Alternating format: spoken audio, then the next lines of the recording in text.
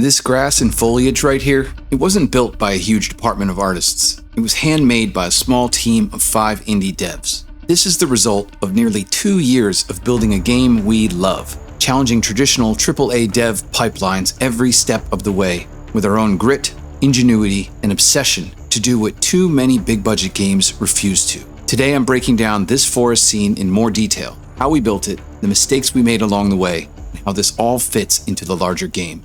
Let's get to it. When I tell people we're making a game set in a dark and gritty world of Grimm's fairy tales, it always opens up a ton of questions. Like, what does the gameplay look like? What's the story?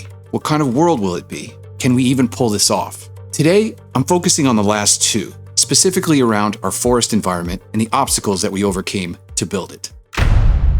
There's a great saying in game dev: graphics are temporary, art direction is forever. One of the pillars of our game Tale's Edge is building a world worthy of getting lost in, and that starts with feel before anything else. In the early days, I took art direction for granted, like it's something that you just inevitably figure out as you go. Not even close, which is why our original forest designs were so generic. Art direction isn't about what exact elements are in the scene. The goal is to create a consistent feel that amplifies your game's world, regardless of the tech behind it.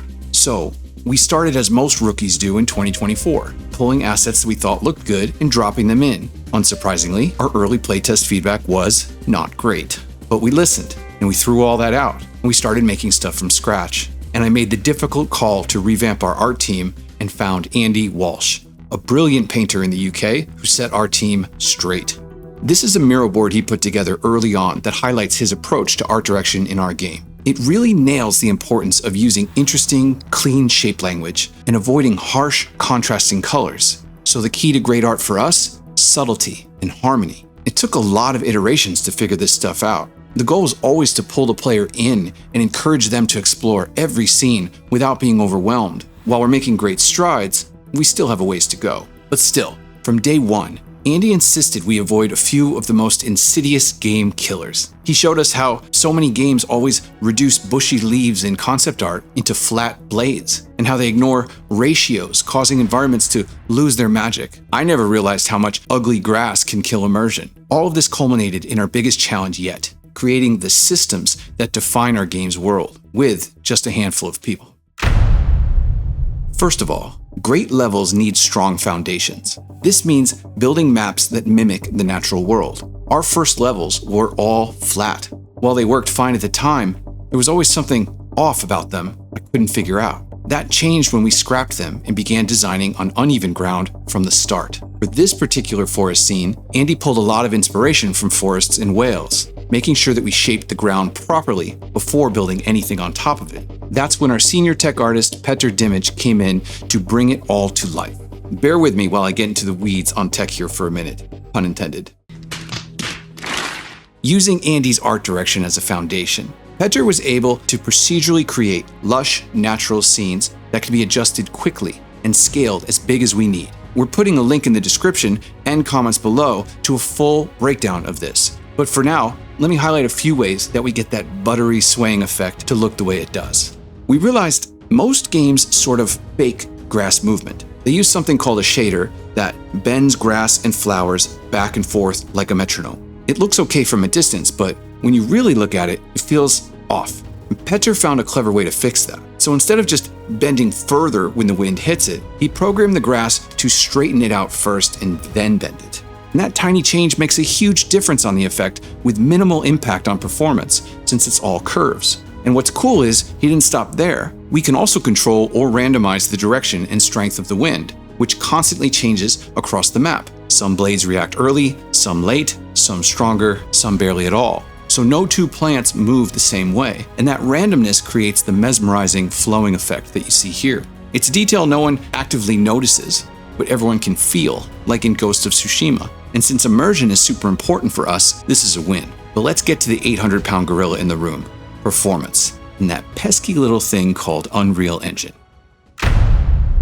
It's both the best and worst tool in modern game development. Unreal gives small teams like ours the ability to make something beautiful like you see here, but it's also bloated, unpredictable, and infamous for games that stutter, crash, or melt GPUs. That reputation exists for a reason. When people see great graphics, they automatically assume massive trade-offs. Unreal has so much crap under the hood trying to be the everything engine that people don't know how to optimize it, which keeps driving players crazy with poor performing games all in the name of great graphics.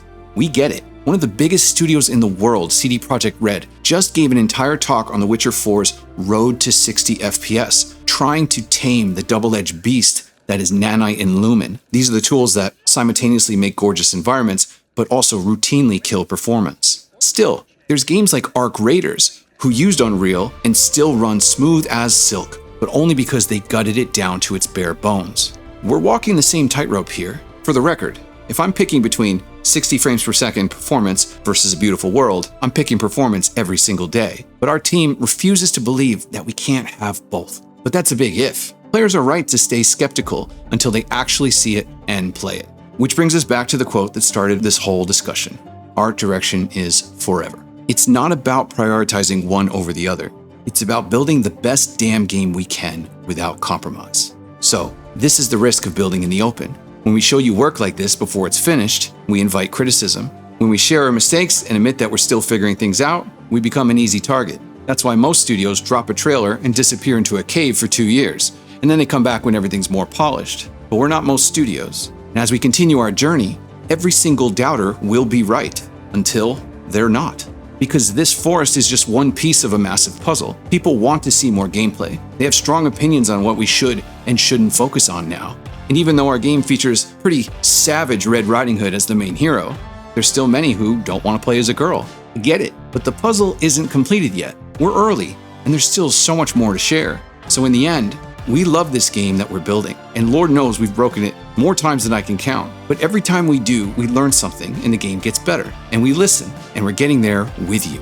That's the advantage of being small. We can fail fast, fix faster, and move without permission. So, before I get back to work, go check out our last video that we made on our 500-day journey to build these environments. And if you want to support us, wishlist or click the links below. Until then, cheers.